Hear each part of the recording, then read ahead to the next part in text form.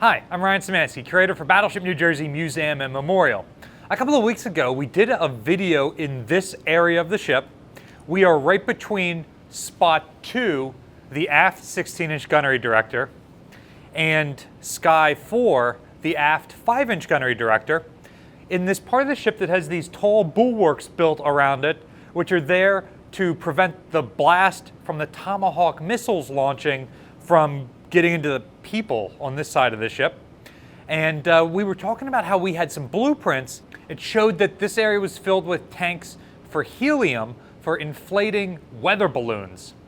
And came up here to show that that is not how things are on New Jersey. My peers on Battleship Missouri and Battleship Wisconsin each sent me pictures of their area here after seeing that video, and both of those ships do have their air tanks in this space. So they did receive the modifications per those blueprints. New Jersey, and I suspect Iowa, did not. And so we have ours down below in the ladderways beneath us, in an overhang there underneath of where the missile decks were built out. Now, interestingly, our air tanks are undercover. On Missouri and Wisconsin, they actually built a cover over this section on those ships to cover up their tanks. That doesn't show up in the blueprint, but both of those ships have a similar one. Here are some pictures of them. One major difference, though, is that Missouri's is flat. There's no obvious mounting points up there.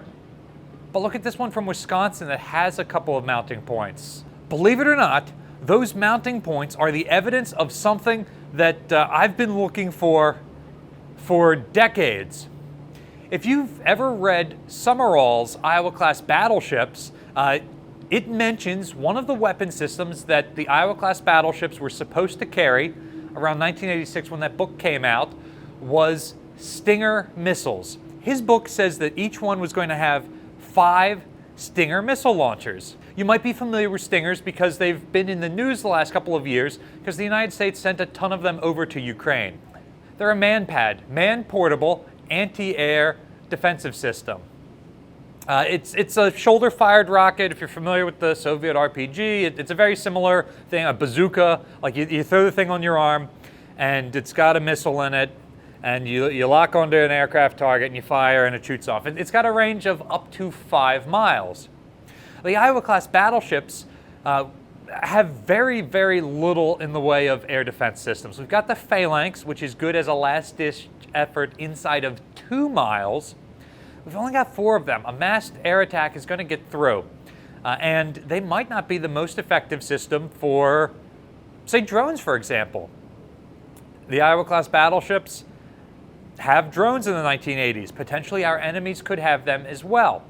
The Phalanx can only automatically engage targets going faster than 140 miles per hour. Drones go slower than that. So you could remote control it, but that doesn't really help much. It can kind of stand outside of range and look at the ship. So, to supplement the air defense systems of the Iowa-class battleships, Summerall had some documentation that I've never seen. I'm not quite sure where he gets this information, that the Iowas were going to get 5 of these systems. And I've looked around New Jersey. I've never been able to find it. I've never been able to find evidence of it on other Iowa-class battleships. But this picture of the helium bottle platform is the proof we finally need. So that roof is both there to cover the helium bottles and to provide a platform to launch the weather balloons from. Or, if you're going to the Persian Gulf, it's where your Stinger detachment would be. We now believe that Wisconsin, and possibly Wisconsin alone, had a detachment assigned to the ship for her Persian Gulf deployment, which would have been armed with 6 Stinger missile launchers. There would have been 2 that would have been used up on the top of that platform, right above my head where we don't have examples of them anymore. There would have been 2 where we have the saluting guns right now on the 01 level on that platform, and there would have been 2 on the 05 level just aft of the conning tower. Those ones on the 05 level are the only two that we actually have pictures showing an example of that. Here's a picture of Wisconsin during the Gulf Wars. You can see two of her crew members up there. I say crew members, they might be members of the detachment. But in between those two sailors, you can see this weird ring thing with two posts sticking out of it. Here's another picture from their cruise book showing Wisconsin. I assume she's bombarding Falaka Island, but looking down from the superstructure towards the guns firing, you can see another one of those rings on the opposite side of the 05 aft of the conning tower. And it looks like they are, there's a little post with some legs on it mounted to the deck at an angle. It comes up to a pipe that has a ring on it that has like 2 football goal posts on the back of it. And this ring slots into it, and if you're manning the Stinger missile, you get inside of that ring, and then somebody hands you the missile launcher, and those goalposts on the back are to keep you from turning into your own ship's superstructure. So you're looking through the sight, targeting an incoming aircraft, missile, whatever the case may be, and it's strafing from side to side, so you track. Well, now all of a sudden, you're pointing at the ship's superstructure. When you fire, that explodes, it gets you and your buddies. So these stops prevent you from being able to turn, because remember, this has a part of the thing that goes past over your shoulder, so it prevents you from being able to turn too far and track into the ship. That was actually something that was pretty common during World War II with 20mm guns. As they're being installed all over the ship, they built these pipe arrangements around them so that you could only take the barrels so far. The 5-inch guns, the 16-inch guns, the 40mm guns, they have stops in them mounted into the base where they rotate that keep them from rotating too far. 20mm don't have anything like that. So these physical pipes kept you from being able to depress into your own ship and whatnot. That's not the only part of this system. They would have also had ready service ammunition lockers. And here, behind that mounting point for the pipe, you can see that there are these brackets on the deck that are slightly at an angle, and that would have been for ready service ammunition lockers for the Stinger missiles. I suspect the launchers themselves would have been stored in there in a war zone. Probably outside of a war zone, they would have been stored in one of the small arms magazines. And I suspect in combat, some Stinger rockets would be in there themselves, so that you fire the one that's in the launcher, you can pull another one out and reload it.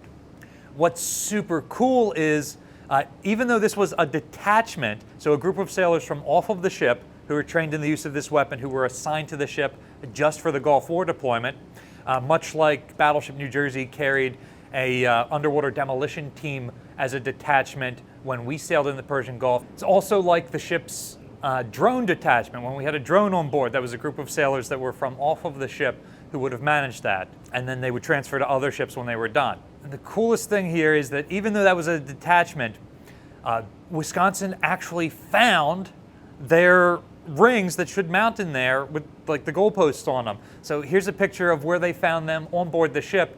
It was actually in one of these 5-inch gunnery director bases. And so they've got their full set of 6, they've got the mounting points for them, and so far as we know, they're the only Iowa that actually had one of those detachments on board.